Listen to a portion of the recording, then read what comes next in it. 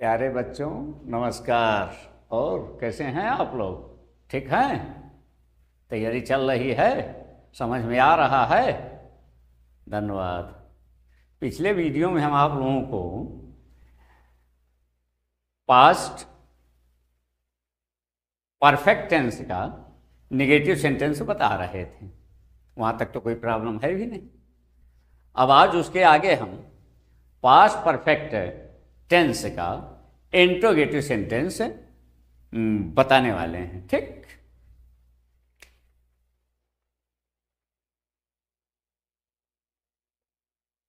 Past perfect tense का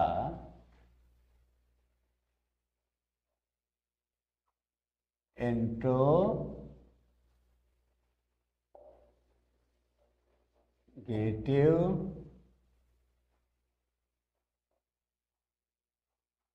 sentence.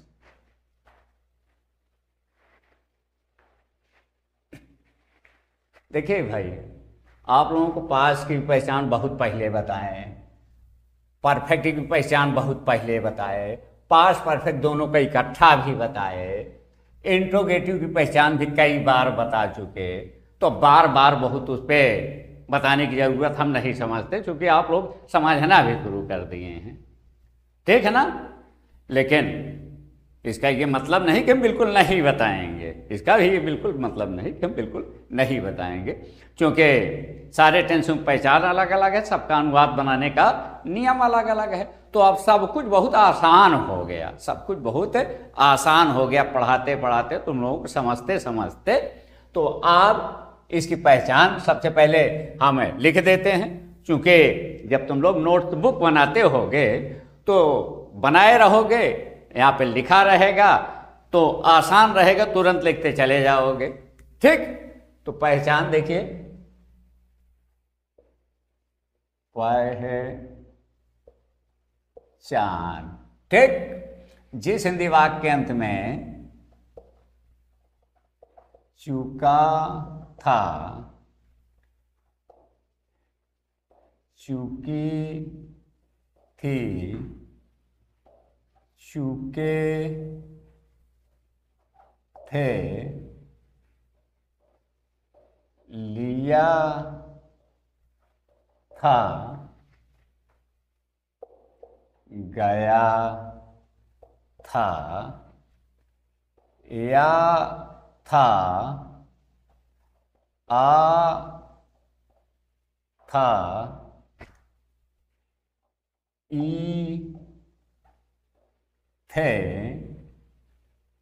या था, आ था, ई थी, ए थे। ठीक, चुका था, चुकी थी, चुके थे, लिया था, गया था, या था, आ था, ई थी, ए थे। ये पहचान हो गई है पास्ट परफेक्ट टेंस की, कई बार बताया जा चुका है। ये पहचान किसकी है? पास्ट परफेक्ट टेंस की।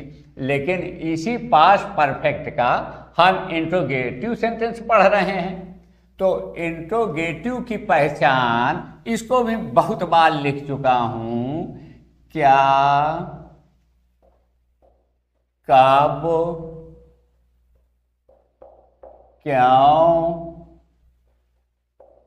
कहाँ, कैसे,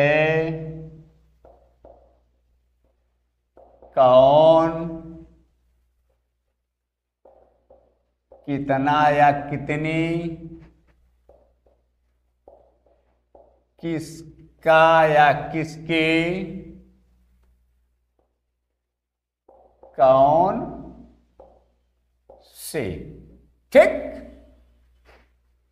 तो जिस हिंदी वाक्य के अंत में चुका था, चुकी थी, चुके थे, लिया था, गया था, या था, आ था, ई थी, ए थे आदि शब्दों के साथ क्या, कब, क्यों, कहाँ, कैसे, कौन, कितना, किसका, कौन से, इसमें से कोई शब्द एक लगा रहे, वहां पर कौन सा टेंस होगा? पास्ट परफेक्ट टेंस का इंट्रोगेटिव सेंटेंस होगा, प्रश्नसूचक वाक्य होगा या प्रश्नवाचक वाक्य होगा, और हिंदी वाक्य के अंत में ये इंट्रोगेटिव मार्क्स रहेगा। ठीक, ये तो हो गई इसकी पहचान। अब हम ये देखते हैं कि इसका अनुवाद बनाने के नियम क्या है, वो देखिए भी हम लिख देते हैं। अनुवाद का नियम, ये देखिए अनुवाद का नियम। जब हम इंट्रोगेटिव और इंट्रोगेटिव निगेटिव पे आते हैं तो इसको भी हम कई बार बता चुके कि इसका अनुवाद दो तरीके से बनता है। एक क्या शब्द वाक्य के शुरू में आता है उसका अलग बनता है, और यहाँ पर क्या शब्द वाक्य के बीच में आता है या क्या के अलावा दूसरे प्रश्नवाचक शब्द आते हैं उसका अनुवाद बनाने का नियम दूसरा है। तो सबसे पहले देख लीजिए कि जहाँ पर क्या शब्द वाक्य के शुरू में आता है उसका अनुवाद बनाने का नियम क्या है। देखिए ये लिख देते हैं क्या शुरू, ठीक है ना। जहां पर क्या शब्द वाक्य के शुरू में आएगा उसका अनुवाद बनाने के नियम, और ये क्या शुरू लिख दिया, क्या शुरू का मतलब क्या शब्द वाक्य के शुरू में आएगा। ठीक, इसका अनुवाद बनाने के नियम है हेड धन, कर्ता धन, क्रिया धन, क्रिया का तीसरा रूप, क्रिया का तीसरा रूप धन, कर्म धन अन। कोई भी परफेक्ट टेंस होगा, चाहे प्रेजेंट का, चाहे पास्ट का, चाहे फ्यूचर का, क्रिया का तीसरा रूप लिखना नहीं भूलेंगे।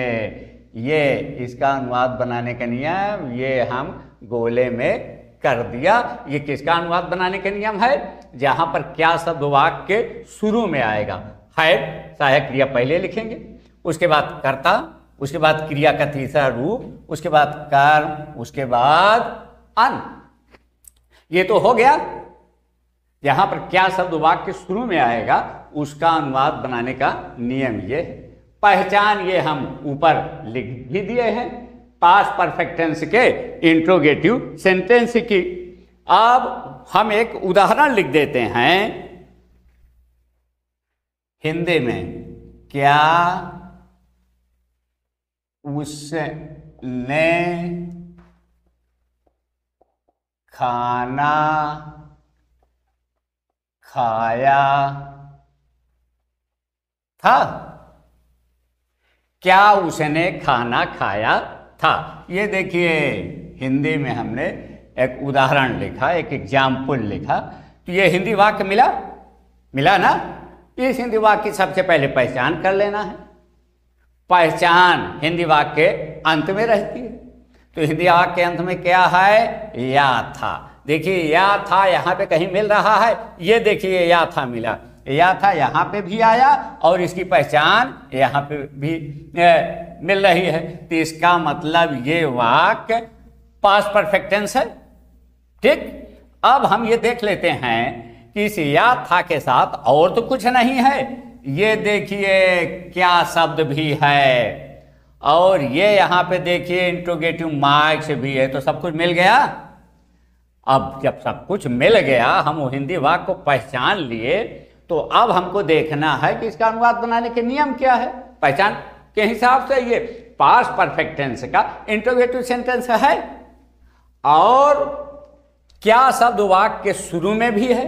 इसका अनुवाद बनाने के नियम ये देखिए, हमने क्या शुरू वाले के ये लिख दिया है ना, ये दिखाई देता है ना क्या शुरू, और ये इसमें क्या शुरू में आया ना, इसके पहले और तो कुछ नहीं है, क्या शुरू में आया, और उसका अनुवाद बनाने का नियम ये है क्या शुरू वाले का।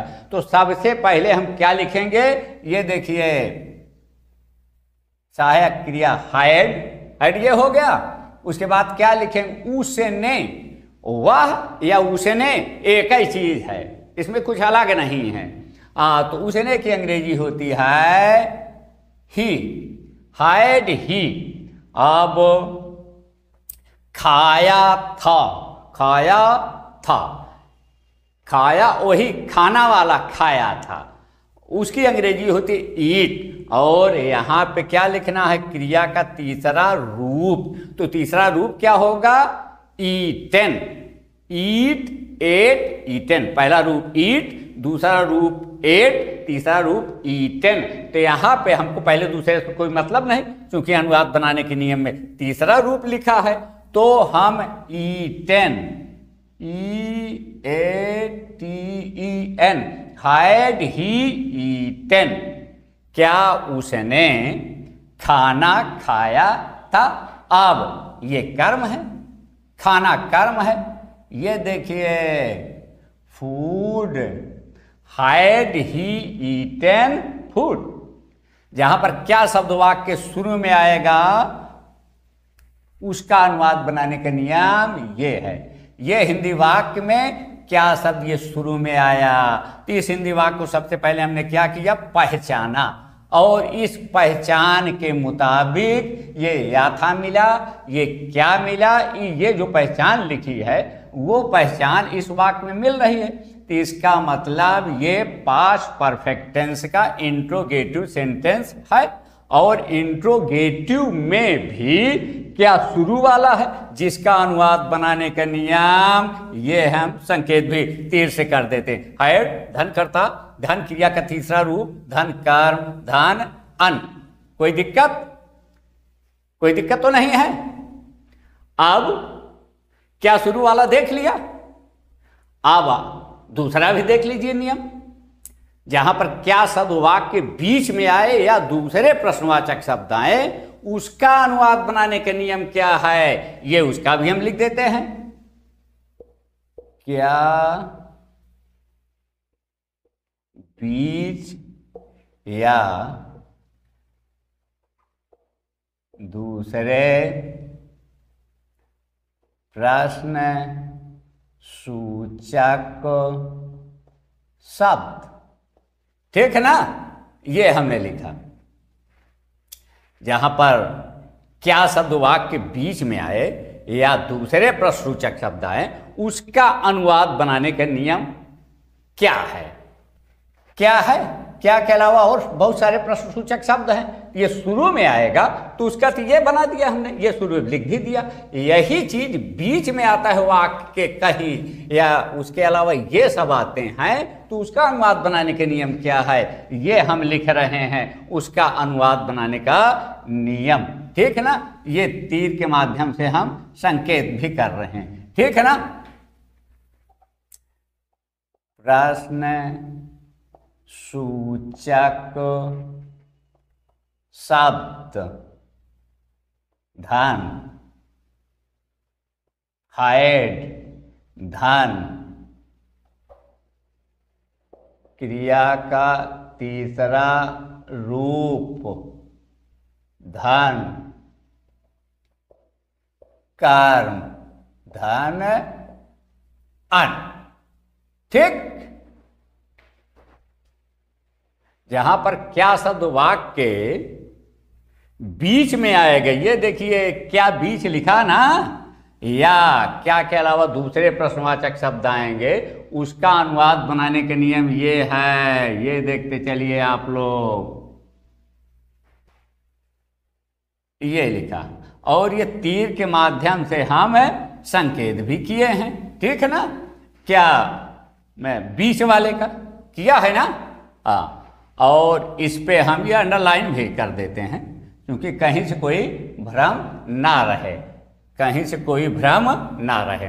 तो जहां पर क्या शब्द वाक्य के बीच में आएगा उसका अनुवाद बनाने के नियम ये है। देखिए सबसे पहले प्रश्नसूचक शब्द की अंग्रेजी, जो हिंदी वाक्य में प्रश्नसूचक शब्द मिलेगा उसकी अंग्रेजी लिखेंगे, उसके बाद हैड लिखेंगे, उसके बाद क्रिया का तीसरा रूप लिखेंगे, उसके बाद कर्म, उसके बाद अन, ठीक है ना। ये देखा ना। अब इस पे हम आप लोगों को एक उदाहरण लिख देते हैं और मेरी इच्छा है कि मैं इसी उदाहरण के माध्यम से आप लोगों को समझाऊं तो तुरंत समझ में आ जाएगा, ठीक है ना। देखिए उसने खाना कब खाया था, ठीक है ना। उसने खाना कब खाया था। क्या के अलावा दूसरा ये कब आ गया ना, ये देखिए कब प्रश्नसूचक शब्द है और बीच में भी है ना। यहीं पे क्या भी होता, चूंकि बीच वाला है, यहाँ पे लिखे हैं क्या बीच में या क्या के अलावा जो दूसरे प्रश्नवाचक शब्द है, यहाँ पे क्या भी होता बीच में, तब भी उसका अनुवाद बनाने का नियम ये वाला है। और क्या के अलावा दूसरे प्रश्नसूचक शब्द हैं तो उसका भी अनुवाद बनाने का नियम ये वाला है। तो यहाँ पे कब आया है ना प्रश्नसूचक शब्द। तो अब चलिए हम हिंदी वाक्य को पहचान लेते हैं।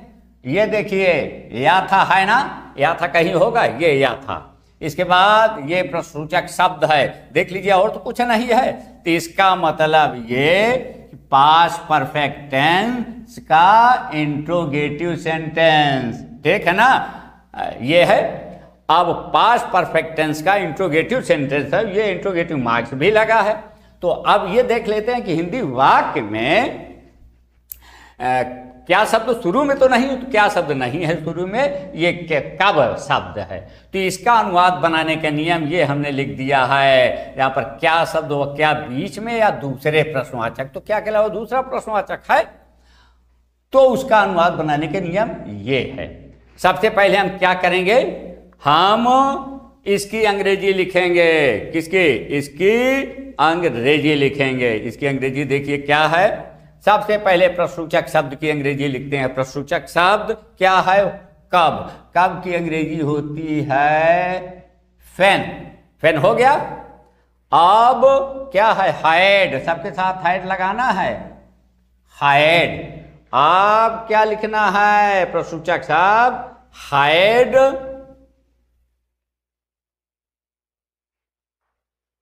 देखिए यहां पे एक शब्द थोड़ा सा लिखने में मिस्टेक हो गया, उसको फिर से लिख देते हैं।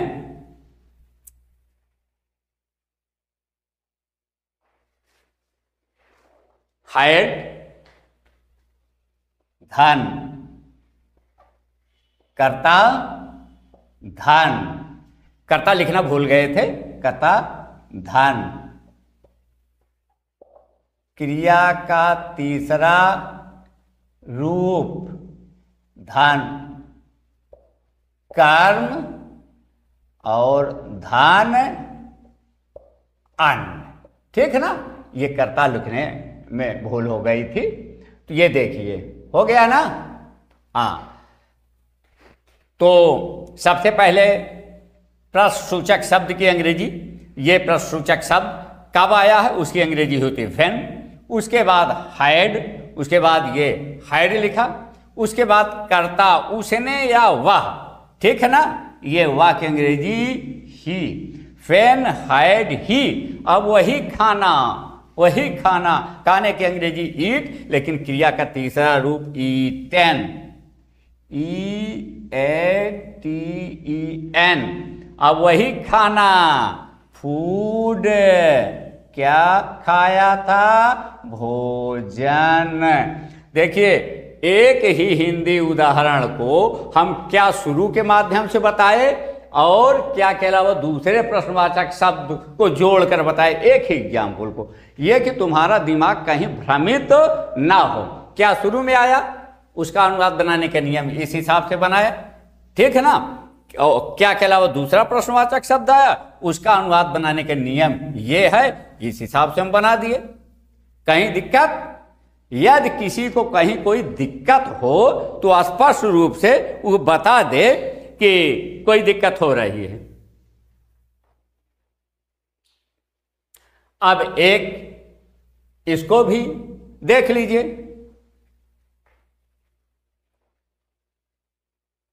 तुम्हें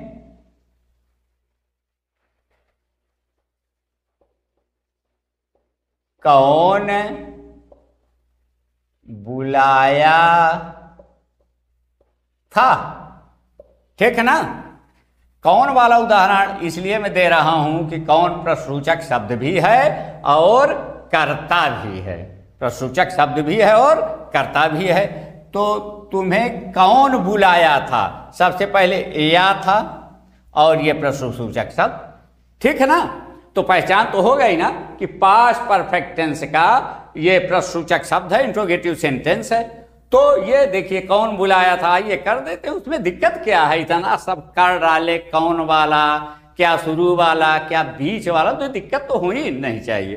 तो सबसे पहले हम कौन की अंग्रेजी होती है हु। ये देखिए हु हो गया ना, ये हु। अब देखिए यहां पे सहायक क्रिया हैड, हु हैड, ठीक है ना।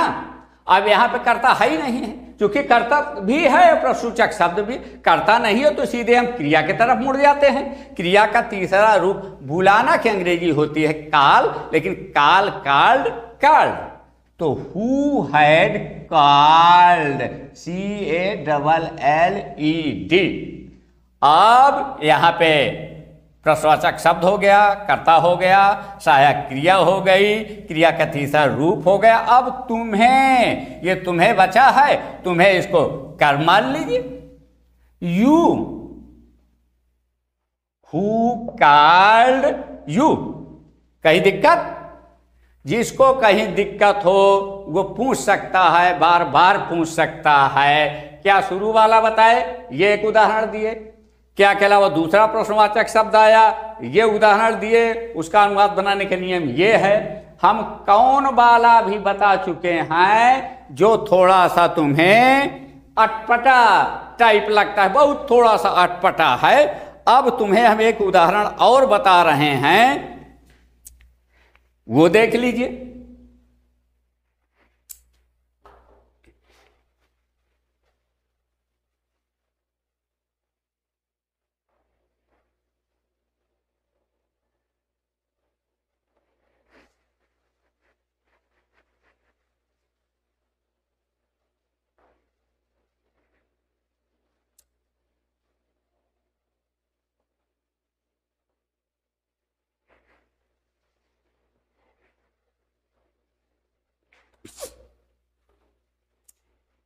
कितने आदमी खाना खा चुके थे?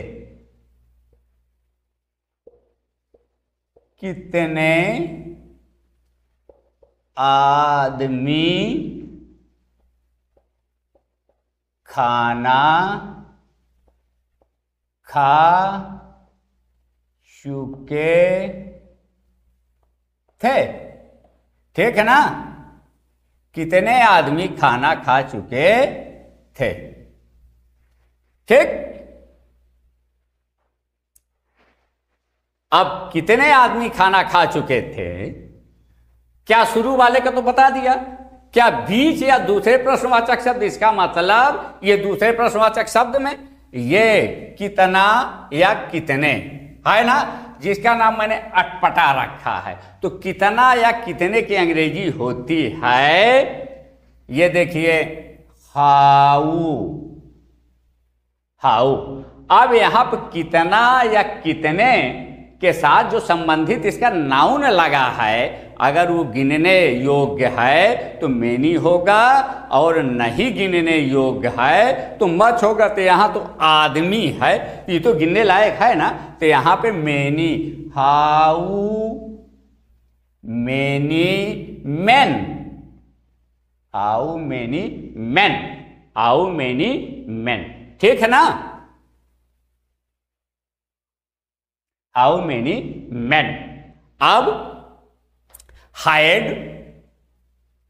सहायक क्रिया, हाउ मेनी मेन हाइड। अब क्रिया का तीसरा रूप, यहां और कोई है नहीं करता वर्ता, हाँ तो वही खा चुके, खा चुके खाना की अंग्रेजी eat, eat ate, eaten, EATEN। How many man had eaten क्या, खाना, FOOD। ये देखिए कितने आदमी खाना खा चुके थे, हाउ मेनी मैन चूंकि आदमी गिना जा सकता है तो हाउ के साथ मेनी लगाएंगे। तो how many main had eaten food. ठीक, कहीं कोई दिक्कत? हम क्या शुरू वाले का एक उदाहरण बताए, क्या बीच वाले का एक उदाहरण बताए, हम कौन का उदाहरण बताए, और ये जिसको मैंने अटपटा नाम रखा है प्रश्नसूचक शब्दों में उसका एक उदाहरण बताए। कहीं किसी को कोई दिक्कत हुई हो तो स्पष्ट बताए कि हाँ हमको दिक्कत हो रही है। ठीक, अब बाकी एक्सरसाइज आप लोग कर लीजिएगा, कहीं दिक्कत तो होगी ही नहीं। पूरा विश्वास है कि दिक्कत नहीं होगी, तुम लोग पूर्णतया समझ चुके हो। अब एक छोटी सी बात मैं आप लोगों को मेरे सामने आ गई है, उसको मैं और बताना चाहता हूं, ये मैं मेट रहा हूं।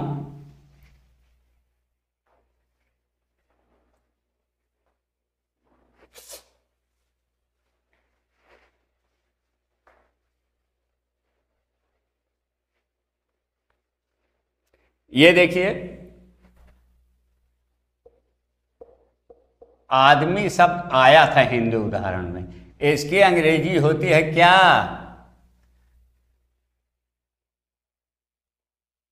मैन। ठीक है ना, मैन।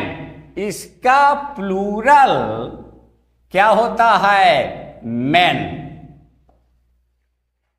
बच्चे गलतियां कहां कर देते हैं? मैन का अक्सर क्या लिख देते हैं? मैन से लिख देते हैं, मैन ना लिख के मैन से लिख देते हैं। ये देखिए MANS, ये एस जोड़ देते। सामान्यतः सबको यही जानकारी रहती है कि यस जोड़ दीजिए तो प्लूरल हो जाता है, लेकिन कहीं कहीं कुछ ऐसे शब्द हैं यस जोड़ने से प्लूरल नहीं बनता है, तो वही ये देखिए हमने लिख दिया और ये गलत है। ठीक, थोड़ा सा ध्यान दीजिएगा, इस पे लोग गलती करते हैं बच्चे। बाकी एक्सरसाइज कीजिएगा, कहीं कोई दिक्कत होती है तो बताइएगा। धन्यवाद।